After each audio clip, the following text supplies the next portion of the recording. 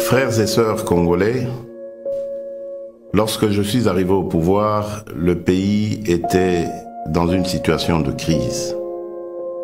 À la suite d'une longue période d'instabilité politique et d'incertitude, l'élection présidentielle qui a consacré notre victoire, votre victoire, continue de susciter beaucoup d'espoir partout dans notre pays et même au-delà de nos frontières.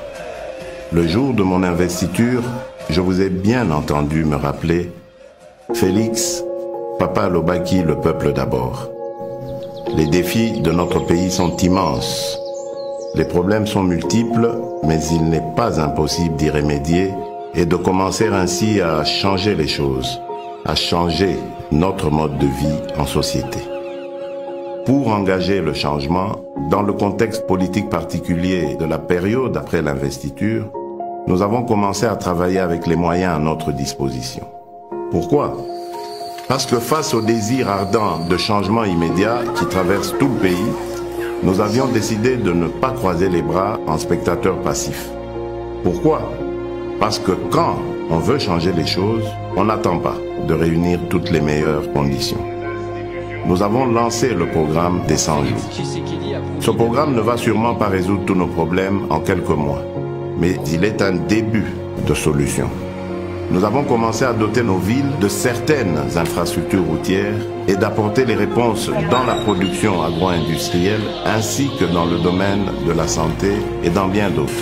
Nous avons ouvert plusieurs chantiers un peu partout. Ces chantiers, une fois finalisés, vont soulager déjà quelques-uns de nos problèmes.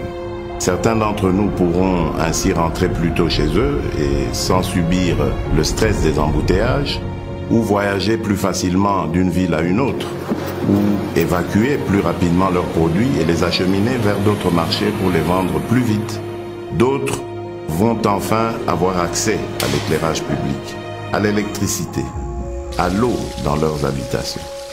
Le programme des 100 jours nous donne la preuve que par notre volonté, seuls nous pouvons trouver des solutions à nos propres problèmes et surtout apporter des changements positifs à notre cher pays.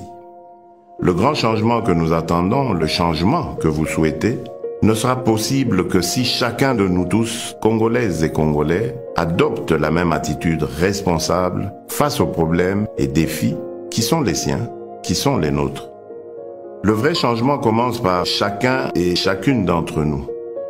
Nous devons changer et incarner le changement partout où nous sommes pour que le pays évolue. Aussi petit soit l'impact de l'action que vous pouvez prendre là où vous êtes, elle reste importante pour atteindre l'objectif, le changement. À ceux qui sont responsables de la gestion des affaires publiques, le premier signe visible du changement sera celui de votre comportement, de votre compétence dans la gestion de la mission qui vous est confiée par le peuple congolais. Nous sommes au service exclusif des Congolaises et des Congolais. Sachons désormais travailler pour le changement de notre pays. Mes chers compatriotes, chers frères et sœurs, je rêve d'un Congo meilleur. Nous avons le devoir de construire un Congo meilleur où tous les enfants, filles et garçons, ont droit à l'éducation, à la santé. Un Congo où aucun enfant ne dort dans la rue ni ne meurt de faim. Un Congo où toute personne orpheline, veuve, vulnérable ou vivant avec handicap est accompagné par les institutions de l'État. Un Congo débarrassé de la haine et du tribalisme. Un Congo où nos femmes ne sont plus violées tous les jours. Un Congo où il n'y a plus de guerre. Un Congo où il n'y a pas une province contre une autre province.